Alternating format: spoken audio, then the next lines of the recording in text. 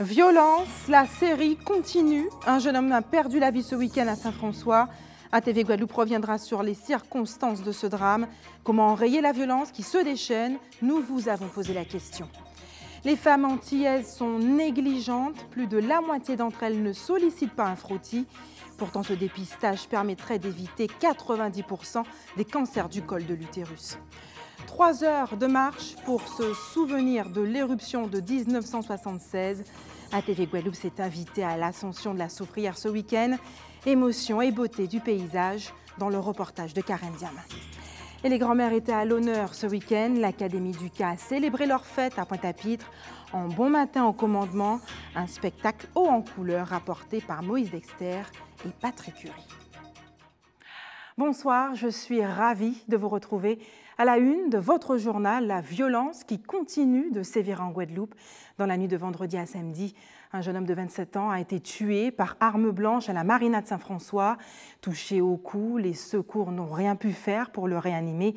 Une enquête a été ouverte. Un jeune homme de 19 ans a d'ailleurs été mis en examen pour homicide volontaire et écroué hier. Retour sur cet événement de violence avec Moïse Dexter, Patrick Curie et Bénédicte Jourdier. C'est sur le parking d'un bar de la marina de Saint-François qu'une rixe opposant plusieurs jeunes a éclaté vers 23 h dans la nuit de vendredi à samedi. Un employé de restaurant nous raconte. C'est une bande de jeunes qui s'amusaient pendant 1 heure, là, ça dansait tranquille, et puis tout d'un coup, ça s'est envenimé. Pourquoi, on n'en sait rien, parce que bon, c'était au milieu du parking, hein, c'était pas ici, hein, déjà au milieu du parking. Hein. Et puis, ça a bousculé 1 fois, 2 fois, puis il y en a un qui a sorti un couteau, et puis voilà. Un jeune homme de 19 ans aurait porté un coup à son opposant au niveau du cou, atteignant la carotide. La victime âgée de 27 ans, résidant à la Coulée, est morte de ses blessures. Un jeune homme qui connaissait celle-ci nous donne sa version des faits. Bon, franchement, moi je pense pas qu'ils avaient une histoire auparavant. Peut-être qu'ils étaient qu'à fréquenter, mais une histoire pour que ça arrive juste là, moi je pense pas. Moi je pense pas. C'est une rixe. Sans bitin qui était pas faite. Mais le on bas alcool, le on bas substance, c'est la fête, tout ça. Ça arrive ce bitin là. Vous veut dire c'est peut-être un mauvais geste? Bof, vous savez, peut-être qu'elle n'a pas envie de tuer, mais il était envie de crever. Peut-être pour défendre, on pense que c'est pour défendre. Et puis après, quand on dit moi, pour moi, c'est très dommage que Timissé l'a fait ça. C'est très dommage parce que on connaît c'est très bien. On connaît tous les deux, on connaît l'autre là aussi, t'as là qui décédé là. Ce soir-là, certains bars étaient restés ouverts, en dépit des circonstances. Là, on sorti ici dans ces flics-là déjà, ok? Là, regardez, on a à terre là, moi, debout, on a regardé contre tout le monde. Mais, là, toujours ouvert, et toujours moun si à table à consommer. Vous comprenez ce que je veux dire? Oui. Il était attendre la samio, mais Tibouk là déjà moi à terre là. C'est malheureux de dire, mais Tibouk là t'es conscient à terre là. Ok? Et quelqu'un ça sent mounier, c'est un moun. Ok? D'accord. C'est ça on y a dit. Depuis la mi-carême, de nombreux faits divers ont eu lieu à Gourbert, à Pointe-à-Pitre, faisant au moins 10 blessés au total. Nous appelons petit mon crime, oui, ah oui, nous appelons dans l'eau mon crime même. Regardez petit bougla, regardez double ranger, assassiné ya marina là. Ils vont bouter à champagne assassiner petit bougla pour jeter après qui mon qui assassiné. Mais non. Ni trop crime. Et trop crime à faire à couteau à l'arme blanche. Puis souvent cassé, yo ka dit c'est fusil mais c'est l'arme blanche qui tient tout partout hein. Petit bougla ça yo ka dit son ciseau, en même temps yo ka dit carotine na couper. On ciseau pas couper carotine là. Le suspect a rapidement été interpellé. Une enquête a été ouverte afin de faire la lumière sur ce 7e homicide de l'année. Aujourd'hui encore, une fusillade a éclaté dans le centre-ville de Capesterre-Belle-Eau, faisant 2 blessés. La semaine dernière, 8 personnes ont été blessées par arme à feu devant la tour Cécile à Pointe-à-Pitre. Le pronostic vital de 3 d'entre elles est toujours engagé. Comment enrayer ce phénomène? Patrice Abdallah, bonsoir. Oui, bonsoir. Vous êtes le secrétaire départemental unité SGP-FO. Je vous propose d'ailleurs de prendre connaissance de l'avis des Guadeloupéens sur ce sujet, des avis recueillis aujourd'hui par Karen Diama et Linda Kayarsi. D'accord. Moi, je crois vraiment que il faut avoir plus de policiers, plus de sécurité parce que je crois que c'est vraiment la sécurité. Il manque beaucoup de sécurité en Guadeloupe. Pour arrêter toute cette violence, déjà la base c'est la famille. La base c'est la famille, c'est l'éducation. J'ai élevé mes 2 enfants qui respectent les adultes, qui respectent les autres. Bon, je pense qu'il faut déjà commencer par la base, c'est-à-dire voir avec ses enfants. Je ne sais pas trop. Il y a du boulot, hein? C'est-à-dire?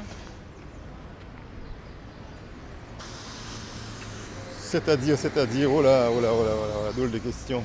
Plus de policiers, je sais pas. Bon, je ne pense pas que ça résoudra le problème, hein. Plus de policiers, ça ne ferait qu'engendrer un petit peu les jeunes à voir pour des policiers partout, je suppose, hein. Mais je ne sais pas, c'est un petit peu plus éducation et un petit peu plus d'art à l'école, je dirais. Beaucoup d'art même à l'école, ouais, un peu plus de musique, un peu tout ce qui est art, je pense. À leur permettre un petit peu de créer un peu de sortir un petit peu ce qu'ils ont à l'intérieur, voilà. On ne pourrait rien faire en ce moment. C'est déjà trop... Écoutez, la violence, c'est quelque chose d'enraciné dans les Antilles. C'est quelque chose qui ne passera pas. Non, on ne pourrait rien faire. J'aurais déjà remis le service militaire. Oui. Vous avez remarqué, quand il y avait le service militaire, il y avait beaucoup moins de jeunes qui traînaient, puisqu'ils avaient quelque part où aller, ou ceux qui étaient en échec scolaire notamment, eh bien, ils pouvaient aller au service militaire et refaire, si vous voulez, il y avait toute l'éducation qui était revue. J'aurais remis le centre Saint-Jean-Bosco aussi, qui avait l'air d'être dur, mais qui a aidé beaucoup de parents qui avaient des difficultés avec leurs enfants. Enrayer la violence, c'est aider les jeunes. Et les aider à mieux s'en sortir, faire des formations, des stages. Moi, je pense déjà ça. On leur tend la main et puis le reste suit. Ça ne va pas s'arrêter. Ça ne peut pas s'arrêter, ça ne va pas s'arrêter. Il faut avoir de l'amour et on n'en a plus. Il n'y a pas d'amour. Le dialogue, ça commence quand on arrive à peu près 2, 3, 4, 10, 15 mots, vous voyez déjà, ça commence à détériorer avec. Je crois que toutes les solutions ont été déjà... Je vois pas exactement. Pour ma part, ça va pas se faire comme ça. C'est un processus, donc c'est compliqué en fait. Ça part de loin, c'est pas en faisant une seule chose que ça va s'arrêter. Patricia Abdallah, 7 meurtres depuis le début de l'année 2016, une dizaine de tentatives. L'an passé, la Guadeloupe comptait à la même période 3 meurtres. Avez-vous le sentiment d'être dépassé? À l'heure actuelle, on dit que le constat il est affligeant, parce que arrivé à 7 meurtres, nous sommes qu'au début du mois de mars. Donc on est très inquiet parce que on craint de dépasser les 45 homicides de l'année dernière. Donc à ce rythme-là, si rien n'est fait, on risque d'y arriver malheureusement. Quelle serait la solution pour enrayer ce phénomène? Le problème de violence, après tous les avis que nous avons vus, c'est vrai qu'il y a des choses qui sont... tout ce qui a été dit, c'est de la réalité, donc c'est vrai que c'est un problème sociétal.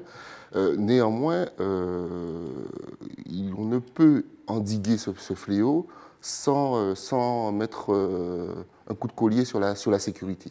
Et pour ce faire, il y a un problème récurrent que nous époumonnons depuis quelques années, en réclamant des effectifs et des moyens supplémentaires.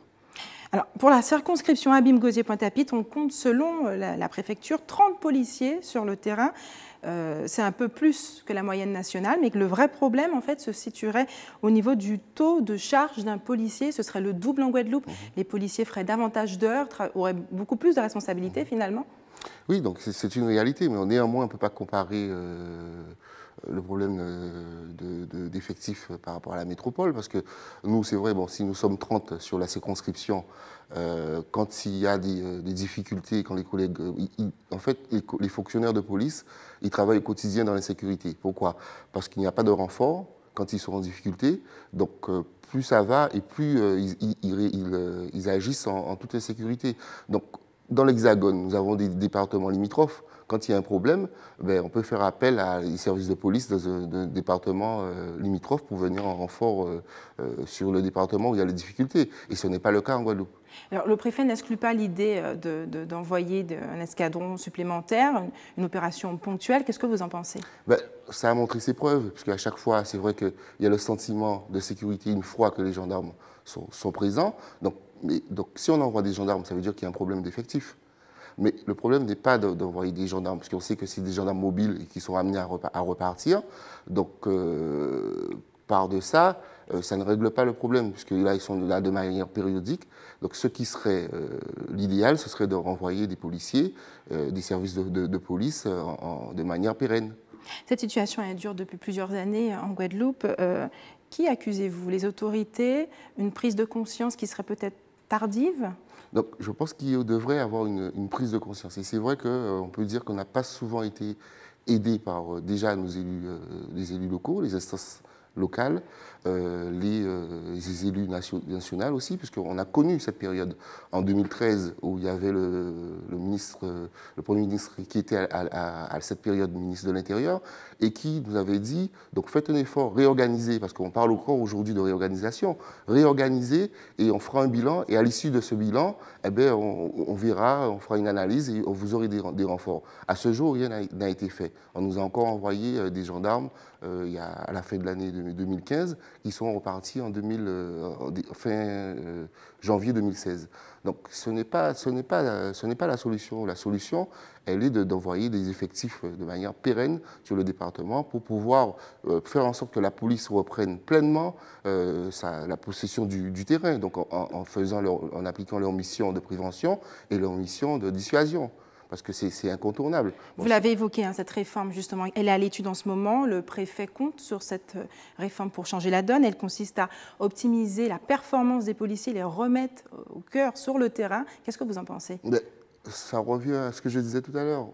En 2013, il y a eu réorganisation. Nous nous étions opposés fortement à cette réorganisation. Nous avions dit que cette réforme ne pouvait être efficiente sans apport d'effectifs. Aujourd'hui, on nous parle encore de réforme. C'est vrai, vous l'avez dit tout à l'heure, on a une charge de travail qui est considérable. Donc, c'est une réforme avec le même volume d'effectifs. Le travail devient de plus en plus difficile. Donc, cette réforme ne peut fonctionner sans un apport d'effectifs. Nous avons les commissariats de Basse-Terre et de Capesterre, parce que c'est une réforme qui répond à une doctrine nationale. Cette doctrine demande à toutes les circonscriptions de se réorganiser. Néanmoins, Capesterre et Basse-Terre, dans l'état actuel, ne peuvent pas répondre à cette réforme. Merci Patrice Abdallah d'avoir répondu à nos questions sur ce sujet ô combien délicat. En Guadeloupe, plus de la moitié des femmes de 25 à 65 ans ne font pas de frottis tous les 3 ans, un dépistage pourtant nécessaire pour identifier certains virus comme le papillomavirus humain, plus connu sous le nom de HPV, responsable du cancer du col de l'utérus. Reportage Isabelle Hameau. Moins de 50% des femmes aux Antilles font examiner leur utérus. Pourtant, le cancer du col de l'utérus est fréquent et meurtrier. Il concerne toutes les femmes ayant des rapports sexuels. 90% de ces cancers pourraient être évités par diagnostic d'un examen simple appelé le frottis. C'est un examen très simple qui consiste à les prélever avec une brossette des cellules au niveau du col de l'utérus. On prélève ces cellules sans aucune douleur, comme dit, et ensuite ces cellules vont être analysées sous le microscope de façon à détecter des anomalies par rapport aux cellules considérées comme normales. Parmi ces anomalies, les papillomavirus humains ou HPV. Ces petits virus sont fréquents et contagieux et infectent les muqueuses génitales. En fonction du type viral, cette infection peut entraîner des lésions bénignes, comme ces verrues, ou des lésions malignes ou potentiellement précancéreuses. Les symptômes du cancer du col de l'utérus surviennent sur des lésions évoluées. Ça va être l'apparition d'un petit saignement, quelques traces de sang, survenant au moment des rapports sexuels. C'est un signe qui doit vous amener à consulter tout de suite votre médecin traitant. Si on tarde, ce qui va finir par se passer, c'est que le cancer, il aura toute l'attitude pour évoluer d'abord au niveau local, mais ensuite envahir tous les organes qui sont à son voisinage dans le petit bassin. Donc c'est la vessie, c'est le rectum et la paroi abdominale également. Et le stade à ce moment-là, est beaucoup plus grave, avec une mise en place de traitement beaucoup plus difficile, beaucoup plus contraignante, avec des séquelles plus importantes pour la patiente. Et même si de plus en plus de femmes acceptent le frottis, la proportion de celles qui n'en demandent plus est encore importante. Plus de 80 femmes sur 100 en Guadeloupe âgées de plus de 50 ans n'ont pas procédé à cet examen ces 3 dernières années. Culturellement, une tendance à peut-être de la pudibonderie mal placée, qui consiste à dire non, je n'ai plus de rapport sexuel, je n'ai plus besoin de me faire suivre sur le plan gynécologique. Et aussi le désir de surtout ne pas savoir, si on ne cherche pas, on ne trouvera pas, c'est évident. Mais si on ne cherche pas, on ne trouve pas des lésions au stade précoce, mais il est garanti qu'on trouvera des cancers avancés. En Guadeloupe, 18 à 20 cas par an du cancer du col de l'utérus sont diagnostiqués. Un 3e plan de dépistage du cancer sera organisé avant fin 2018 sur l'archipel. Chlordécone, glyphosate et autres pesticides sont désormais quantifiés et identifiés dans certaines de nos rivières. Les équipes de l'INRA, du CIRAD et du Bureau géologique et minière travaillent ensemble afin d'évaluer les risques liés aux pratiques agricoles. Objectif, proposer aux agriculteurs des méthodes moins polluantes et donc plus durables. Reportage, Bénédicte Jourdier. Installée depuis janvier 2015, cette pompe est programmée pour prélever à chaque fois 100 ml d'eau de la rivière Pérou, située en contrebas. L'idée est d'avoir donc des prélèvements hebdomadaires et annuels de manière à pouvoir quantifier et identifier les molécules présentes donc dans l'eau de la rivière et qui sont en fait issues des pratiques culturales en amont. Alors ce sont des molécules donc, qui sont liées donc, aux pesticides utilisés, qu'il s'agisse donc, de fongicides, d'herbicides. Alors il peut y avoir par exemple du glyphosate. Donc l'évolution des polluants présents dans l'eau de la rivière va nous permettre. Et nous reviendrons sur ce sujet ultérieurement. La semaine académique du créole a débuté au lycée Raoul-Georges Nicolo à Basse-Terre. Cette année, l'accent est mis sur l'amélioration du vivre ensemble en manière lutter contre violence là qui a fait un pays là, Loïs Ignace. Le créole est à l'honneur pour le séminaire interacadémique sur le thème du vivre ensemble. Aujourd'hui encore, les préjugés ont la vie dure. Oui, c'est important, surtout les préjugés par rapport aux Indiens. Pour savoir quelle culture est la meilleure, il y a souvent des préjugés. Par exemple, il y a une phrase qui dit « Si on frappe fait sans aider, il tomber à terre », des choses comme ça en fait. Pour dire que les Indiens sont plus faibles que les Guadeloupéens, des choses comme ça, alors que ce n'est pas fondé en fait. Le créole, un moyen de conserver sa culture et son identité. On peut dire là que si nous avons pour créole comme ça, c'est qu'en temps en temps, grand famille nous avons pratiquer le langage en l'eau. Quand là, nous avons regardé, plus les jours arrivent, plus nous avons ces petits gens n'a pas occupé des créoles encore. Ils préfèrent par exemple anglais, espagnol, allemand, français, mais ils ont oublié que le créole c'est langue culturelle, c'est langue maternelle. Pour l'ouverture officielle de la semaine académique du créole, le lycée Raoul-Georges Nicolo a tenu à mettre à l'honneur une personnalité guadeloupéenne, Henri Sidon-Baron. Il faut nous quand même parler d'un monde qui mène un combat citoyen et qui a montré qui gens indiens et guadeloupéens, indiens avant la communauté indienne et descendants africains, ils étaient identiques Chira, ils étaient Chira entre eux, mais qui gens aujourd'hui jour il y a qu'à changer. Mais en même temps, nous demandons nous calculer est-ce la préjugé là pas continuer toujours. Et c'est pour ça que nous avons beaucoup d'interventions élèves pour nous regarder si ça va continuer, qu'est-ce que nous pouvons faire. On peut dire que les gens qui viennent là, pas la créole là, continuer à faire créole là, parce que créole c'est une langue vivante, c'est une langue qui est toujours servi nous pour la culture générale en nous. À travers cette semaine, il est important de sensibiliser les élèves aux actions citoyennes afin de lutter contre les fléaux qui gangrènent notre société. Après le séisme du 12 janvier 2010 survenu en Haïti, les ministres de l'Éducation nationale d'Haïti et de France ont signé un accord pour favoriser les échanges d'enseignements techniques et professionnels entre les deux pays. Le projet amorcé en 2012 entre dans sa deuxième phase. Une nouvelle délégation est en Guadeloupe pour 2 semaines. Elle a été accueillie ce matin au lycée hôtelier du Gosier. On écoute le directeur de l'apprentissage de la commune de Saint-Martin en Haïti, Jean Frankel Bernard, face à la caméra d'Isabelle Amo. il faut recommencer, il faut reconstruire. Même l'éducation a été sévèrement affectée. Par conséquent, nous voulons reconstruire, mais de la façon la plus convenable. On est venu afin de pouvoir apprendre à partir des structures que nous voyons ici, de façon à pouvoir l'appliquer chez nous. Et c'est très important, et nous espérons pouvoir profiter de tout ce qu'il y a ici de très avancé, afin de pouvoir rentrer à la maison et faire tout ce qui est possible pour développer la formation professionnelle en Haïti. Il y a la compétence, il y a des métiers qui sont appris, mais cependant, dont nous ne disposons pas de technologie suffisante pour pouvoir atteindre le niveau souhaité. Mais cependant, on est là, ici, on prend ce que vous avez comme infrastructure, ce que vous avez comme technologie, et puis aller descendre, aider de nos supérieurs afin de pouvoir travailler convenablement. L'unité de plongeurs de la gendarmerie est peu connue. Elle est pourtant un maillon essentiel pour élucider certaines affaires rattachées aux 3 brigades nautiques du département. Elle est basée à Pointe-à-Pitre. Yvan Lemar et Patrick Curie sont allés à la rencontre de cette unité spéciale. L'unité de plongeurs de la brigade nautique est l'une des sections spéciales de la gendarmerie. Il y a déjà une sélection bien particulière. Ça s'adresse à tous les gendarmes de moins de 35 ans. Ils doivent réussir des tests de sélection. Les gendarmes qui réussissent ces tests de sélection sont ensuite envoyés à Saint-Mandrier, à côté de Toulon, pour une formation de 6 semaines au sein de la Marine nationale. Ceux qui réussissent cette formation de 6 semaines intègrent ensuite une unité nautique pour avoir la qualification de plongeur. Les membres formés sont polyvalents et peuvent effectuer des contrôles de pêche, des contrôles de clubs de plongée et des contrôles en mer. 2 points. La première, c'est pour vous rappeler la vitesse dans la marina, c'est 3 nœuds. Voilà. Et je ne vois pas l'immatriculation.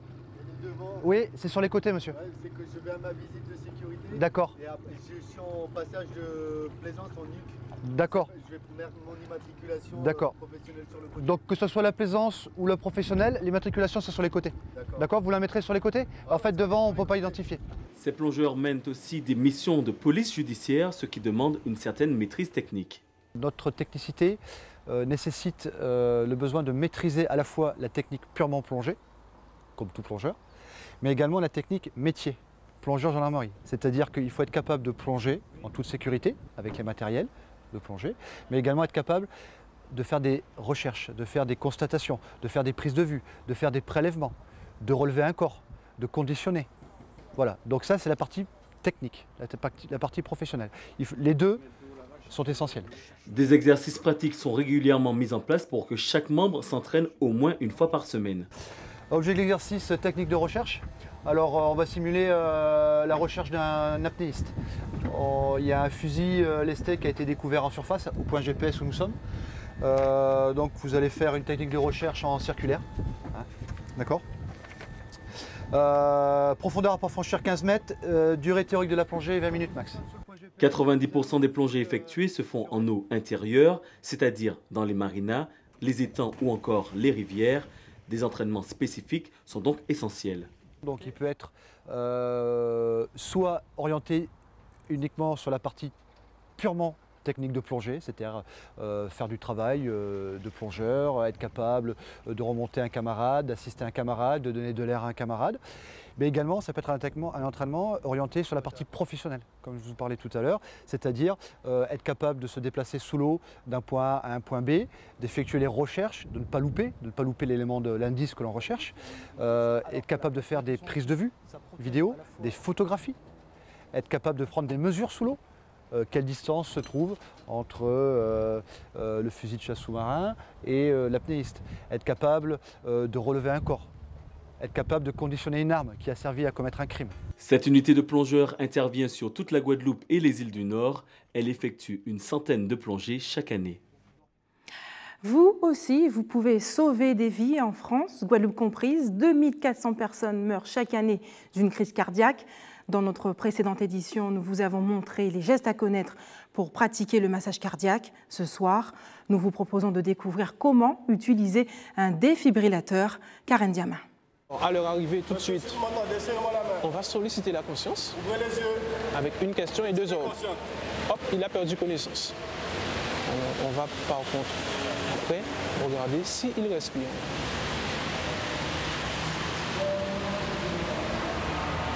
« 10 secondes maximum, le secouriste va apprécier la respiration de la victime. Il ne respire pas, immédiatement, on suppose qu'il est en arrêt cardiaque. On va commencer la réanimation cardio-pulmonaire. Pratiquée en cas de perte de connaissance et d'arrêt respiratoire, la réanimation cardio-pulmonaire ou encore massage cardiaque est un geste simple qui peut sauver des vies.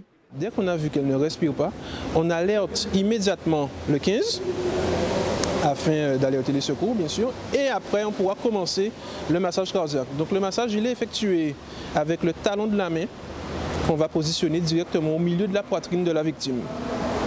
La victime, de préférence, placée sur un plan Duon, de façon à comprimer efficacement la cage thoracique 30 fois et donc l'enfoncer de 5 à 6 cm chez un adulte. À savoir que chez l'enfant et le nourrisson, ça va changer. Ensuite, on va alterner avec 2 insufflations progressivement jusqu'au début de soulèvement de la poitrine et on continue toujours la réanimation, 30 compressions, 2 insufflations, 30 compressions, 2 insufflations.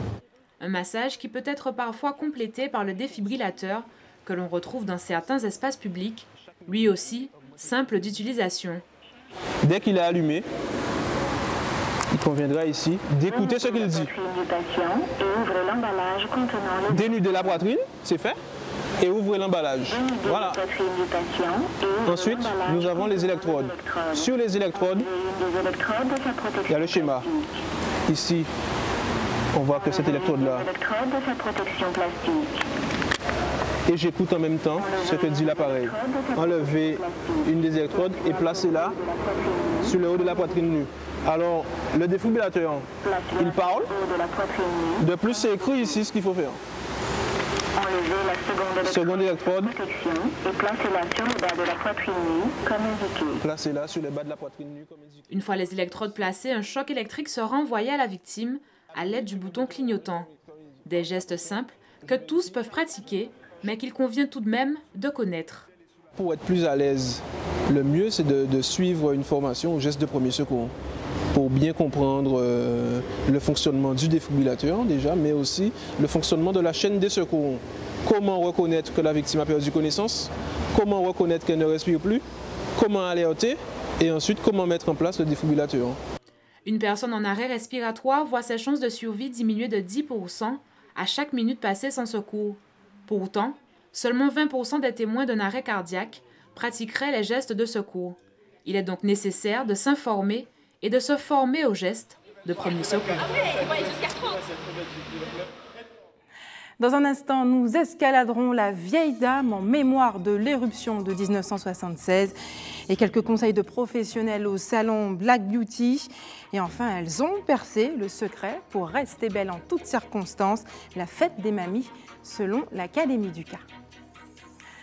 Nous poursuivons notre série de reportages consacrés au 40e anniversaire de l'éruption de la Soufrière. Pour célébrer cette date d'anniversaire, les Guadeloupéens étaient invités ce dimanche à une ascension du volcan. Karen Diamin a enfilé ses baskets pour saisir ce moment d'une rare beauté. Ici, c'est un espace qui avait été aménagé, en tout cas en 1976, pour permettre à l'hélicoptère de se rapprocher. Pour découvrir ou redécouvrir la Soufrière, son fonctionnement, son architecture ou encore son histoire, ils sont 80 à avoir rejoint Patrice ce matin-là. Si vous savez, quand on a des fêtes, souvent il y a une boisson qu'on ne nommera pas. Quand on la prend, si on secoue, il y a le bouchon qui part, j'ai bien dit le bouchon, et pas la capsule par-dessus. Donc, un phénomène volcanique, une éruption magmatique, c'est un peu le même principe. Par-dessous, la pression qui va monter, il faut bien comprendre le noyau du globe, c'est une boule de feu. La pression qui va monter fera qu'à un moment donné, nous sommes sous une bombe à retardement. Une fois le point historique et le ravitaillement fait, les consignes de sécurité rappelées, Patrice et son groupe peuvent alors se mettre en route pour le sommet.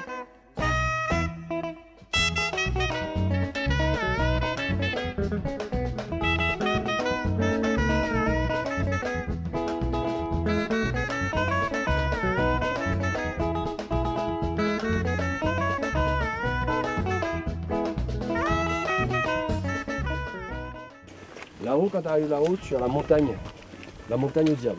On l'appelle la montagne au diable. Tu as eu là-haut, tu as la porte d'enfer. le rocher de Belzébuth, la mare au diable. Donc plein de noms qui te font un rapprochement avec des choses qui ne sont pas saines. Donc la peur, la crainte du volcan est liée aussi à ça. Donc c'est ce qu'on veut, on cherche à faire tomber. De plus en plus on peut dire que les Guadeloupéens commencent à s'approprier la montagne et le volcan, mais c'est encore, il y a un travail à faire.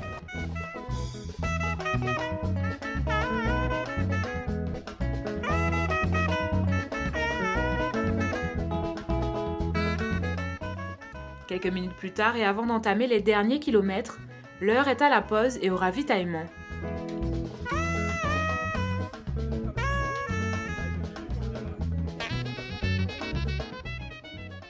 Mais pas le temps de s'attarder, direction le sommet, son histoire et son climat humide et froid.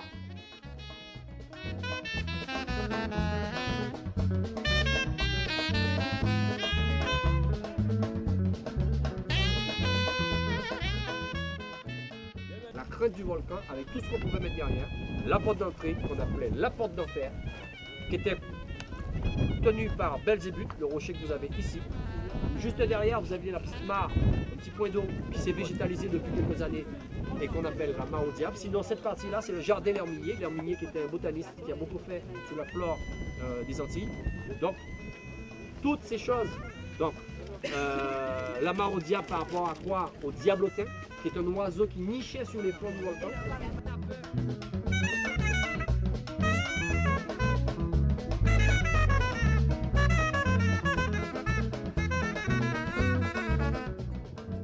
Quelques mètres plus tard, l'âme du volcan se dévoile sous un nuage épais de brouillard, signe d'une ascension terminée et réussie pour le groupe de Patrice.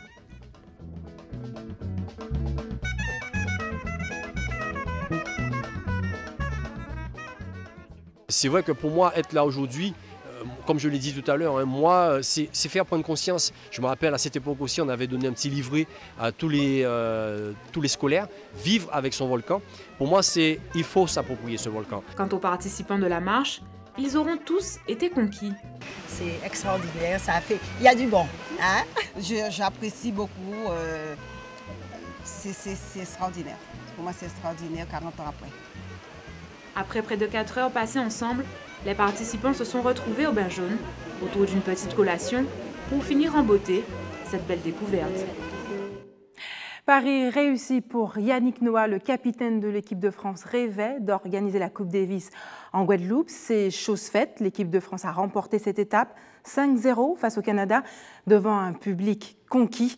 Un spectacle unique, retour sur cette Coupe Davis qui restera gravé dans l'histoire de cette compétition. Yvan Lemar.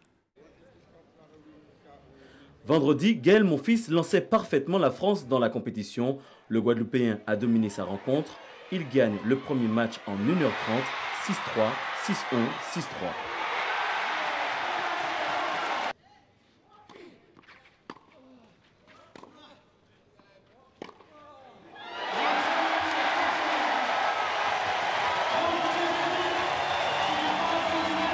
Pour le deuxième match, Gilles Simon rentre en lice. Après un premier set difficile, il remporte le deuxième point de la France en s'imposant 7-5, 6-3, 6-3. Samedi, place au double avec Richard Gasquet et Joe-Wilfried Tsonga. Les Français sont accrochés au premier et troisième set, mais gagnent 7-6, 6-1, 7-6. Avec cette victoire, la France gagne son troisième point et remporte ce premier tour. Hier, il n'y avait pas d'enjeu. Richard Gasquet affrontait Philippe Bester. Il remporte le quatrième point de la France, 6-1, 7-6.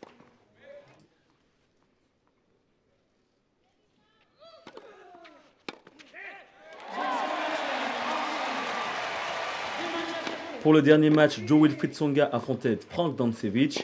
Le premier set est remporté par Dancevic au tie-break, mais juste après, le Canadien abandonne. La France gagne ce premier tour de la Coupe Davis 5-0. Il y a une très très bonne ambiance dans l'équipe, une belle atmosphère, c'est venu très rapidement. Je m'attendais à une situation beaucoup plus compliquée à l'intérieur du groupe. Le groupe il est soudé, les joueurs vivent bien ensemble. Je suis satisfait en tant que capitaine et avec mon staff, on est satisfait du boulot qu'ils ont effectué. beaucoup d'heures de travail pour jouer sur une surface sur laquelle ils n'avaient pas joué depuis longtemps. Ils ne rejoueront pas là-dessus avant 1 mois et demi. Donc pour eux, c'était un sacrifice, en tout cas un bon signe de leur part de venir si tôt jouer. Il y a pas mal de joueurs qui ont fait l'impasse pour jouer la semaine prochaine. Donc c'est tout à l'honneur de notre équipe. Ça prouve que les gars sont vraiment motivés pour la Coupe Davis. La France est donc qualifiée pour les quarts de finale de la Coupe Davis. Elle affrontera la République tchèque du 15 au 17 juillet prochain.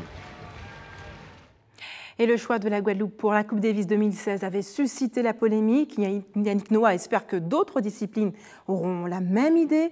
On écoute sa réaction recueillie par Yvan Lemar. C'était un choix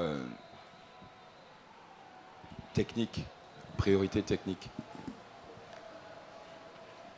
Après, ça a demandé des sacrifices, il y a eu un coût, mais je pense que ça valait la peine, ne serait-ce que pour cette fois. Enfin, j'ai insisté parce que l'aspect technique était important. J'ai regardé un petit peu, je me suis un peu renseigné, connaissant les profils des joueurs canadiens. Vous avez bien vu qu'ils étaient tous, ils ont eu beaucoup de mal à s'adapter aux conditions, quoi. C'est un avantage. Voilà, on l'a la prochaine fois qu'on va jouer au Canada. Ils nous ont promis qu'on allait jouer dans le froid.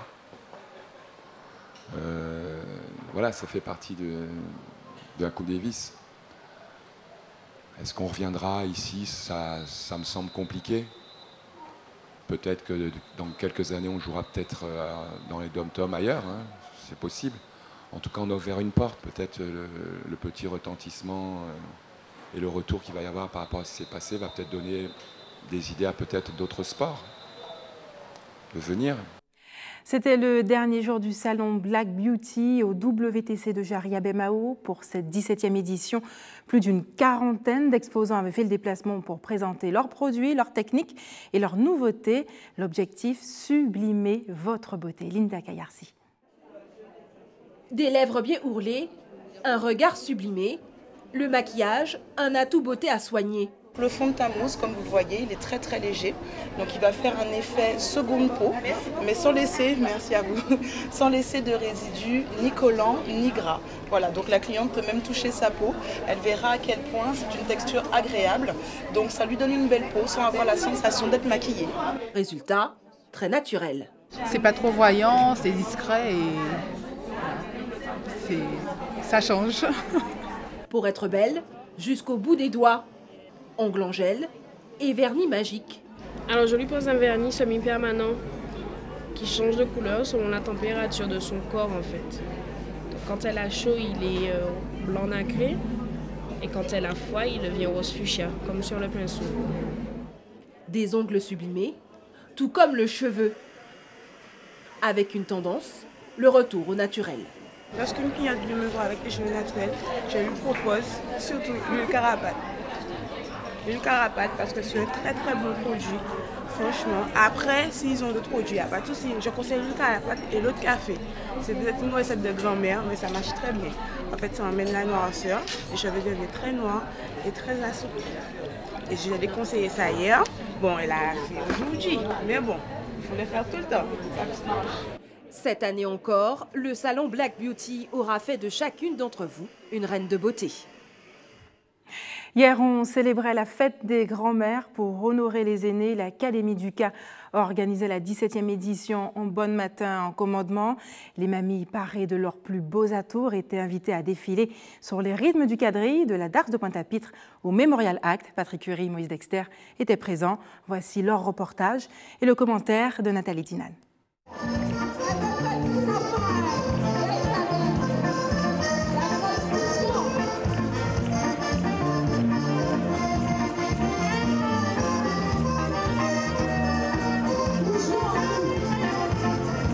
Vêtus de leur costume d'apparat et de leur robe traditionnelle, les aînés sont arrivés avec grâce et élégance pour ce rendez-vous exceptionnel au Memorial Act.